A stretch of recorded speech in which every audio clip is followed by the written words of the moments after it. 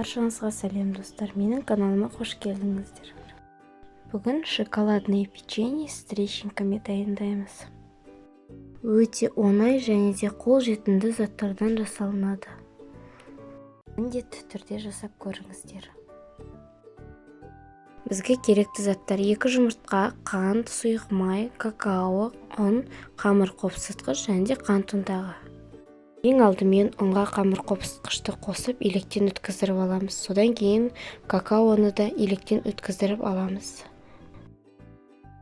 Жақсылап араластырып аламыз құрғақ ингредиенттерді. Содан кейін 2 жұмыртқамызға қантымызды қосып миксерлейміз.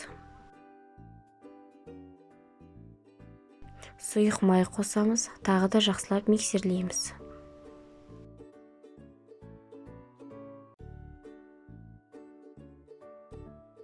Дайын болған массамызды құрғақ қоспаға қосып, жақсылап тұрып, венчик көмегімен араластырамыз.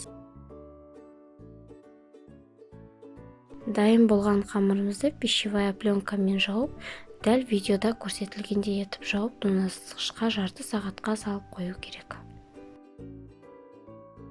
Жарты сағат өткен соң тоңазытқыштан қамырымызды аламыз. Дәл видеодағыдай домалақ форма жасап, қант ұнтағын аунатып алып, пергамент қағаздың үстіне төсейміз.